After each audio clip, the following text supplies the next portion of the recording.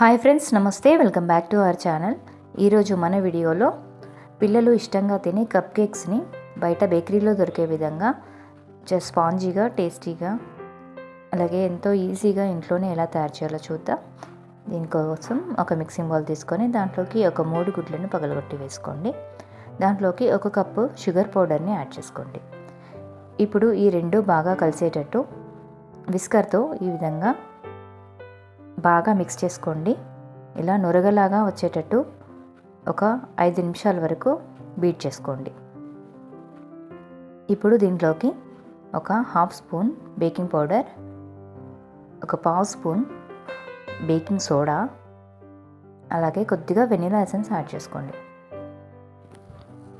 ఇప్పుడు మనం ఏ కప్తో అయితే షుగర్ పౌడర్ యాడ్ చేసుకున్నామో అదే కప్పుతో 1 కప్పు మైదా వేసుకోండి. ఇప్పుడు ఒకటే డైరెక్షన్లో విస్కర్తో ఓన్లీ ఒకటే డైరెక్షన్లో పిండిని మొత్తం బాగా మిక్స్ చేసుకోండి. పిండి అంతా ఈ విధంగా వచ్చేటట్టు బాగా మిక్స్ చేసుకోండి. ఇప్పుడు దాంట్లోకి ఒక 2 టేబుల్ స్పూన్స్ కాజు పౌడర్ని యాడ్ చేసుకున్నాను. అందులోకి కొద్దిగా డ్రై ఫ్రూట్స్ కూడా యాడ్ చేసుకోండి. మళ్ళీ సేమ్ ఒకటి డైరెక్షన్లో పిండిని మొత్తం బాగా మిక్స్ చేసుకోండి.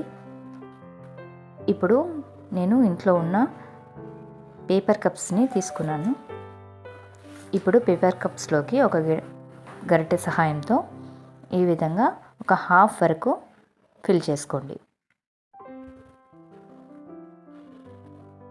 ఈ విధంగా అన్నిటినీ 1/2 వరకు ఫిల్ చేసుకొని రెడీగా పెట్టుకోండి. ఇప్పుడు స్టవ్ పైన ముందుగానే ఒక 5 మినిట్స్ ముందుగానే ఒక ప్యాన్ పెట్టుకొని ప్రీహీట్ చేసి పెట్టుకున్నాను. కొద్దిగా సాల్ట్ వేసుకొని ఇప్పుడు దాంట్లోకి ఇలాంటి ఒక స్టాండ్ని వేసుకొని